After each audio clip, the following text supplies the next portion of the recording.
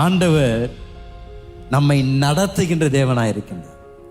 இஸ்ரவேல் ஜனங்களுக்கு மேக ஸ்தம்பம் அது நகர ஆரம்பித்த உடனே எல்லாருக்கும் தெரியும், பொட்டியை அடக்கணும், டென்ட்டை மூடணும், உடனே ஓடணும். ஏன்னா இந்த மேக ஸ்தம்பம் நகர ஆரம்பித்த உடனே எல்லாரும் அதை பின்பற்றும். ஆண்டவர் அவர்களுக்கு அதான் கற்றுக் கொடுத்தார். என்னுடைய மேக ஸ்தம்பத்தை நீ கவனிச்சுக்கிட்டே இரு. அது நகர்ந்ததுன்னா நீயும் நகரு, அது நின்றுச்சுன்னா நீயும் நெல்லு. இதுதான் தேவ பிள்ளைகளும் பண்ணணும். நாம் ஆண்டவருடைய அந்த வழிநடத்தல் மேல் நம்முடைய கண்கள் எப்பொழுதும் அது ஆவலாக காத்து கொண்டிருக்கும். ஏன்னா சில நேரத்தில் ஆண்டவர் இருன்னு சொல்லுவார், சில நேரத்தில் போன்னு சொல்லுவார். இருக்க வேண்டிய நேரத்தில் இருக்காம போயிட்டோம்னா பிரச்சனை, போக வேண்டிய நேரத்தில் போகாம போயிட்டோம்னாலும் பிரச்சனை. மேக ஸ்தம்பம் எங்க இருக்குன்னு உங்களுக்கு தெரியுமா? அண்ணாந்து பாருங்களேன். இதுக்கு தான் நம்ம அண்ணாந்து பார்க்கணும்.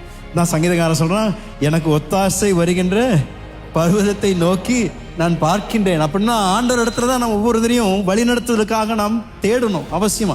ஏன்னா எலியா யோசித்து பாருங்களேன், ஆண்டவர் அழகாக அவனுக்கு போஷாப்பை தந்து தேசமே பஞ்சத்தில் இருக்கு, இவருக்கு மாத்திரம் நல்ல ஐஸ் தண்ணியும் நல்ல காலையிலையும் ராத்திரியும் சாப்பாடு கொடுக்குறாரு. ஆனா ஒரு நாளைக்கு என்ன ஆச்சுன்னா தண்ணி நின்றுச்சு. என்னாச்சுங்க? தண்ணி நின்றுச்சு. ஐஸ் தண்ணி வரல.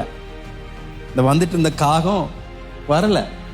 அவர் எதிர்பார்த்துட்டு இருந்த அந்த போஷாப்பு வரல.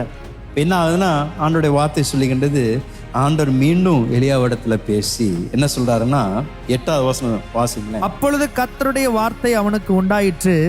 அவர், நீ எழுந்து சீதோனுக்கு அடுத்த சாரிபாத் ஊருக்கு போய் அங்கே தங்கியிரு. உன்னை பராமரிக்கும்படி அங்கே இருக்கிற ஒரு விதவைக்கு கட்டளையிட்டேன் என்றார். உன்னை பராமரிக்கும்படி அங்கே இருக்கின்ற ஒரு விதவைக்கு என்ன பண்ணாருங்களாம்? கட்டளையிட்டேன் என்று ஆண்டவர் சொல்றார். அப்படின்னா நீங்களும் நானும் ஆண்டவர் நடத்துகின்ற அந்த பாதையில நடக்க ஆரம்பித்தோம்னா உங்களை கவனிக்கும்படியாக ஆண்டவர் பலரை கட்டளையிட்டு உங்களுக்கென்றே அவர்கள் வந்து உங்களை பராமரிக்கவும் உங்களை உபசரிக்கவும் தேவன் பலரை அனுப்புவார். நீங்களும் நானும் அவருடைய சத்தத்திற்கும் அவருடைய வழிநடத்துதலுக்கும் நாம் கீழ்ப்படிந்து செவி கொடுத்தோம் என்றால் நிச்சயம் அற்புதங்களை காண்போம். தேவனுடைய அசாதாரணமான தேவனுடைய அந்த போஷாப்பை நம்முடைய வாழ்க்கையில நாம் கட்டாயம் அனுபவிப்போம்.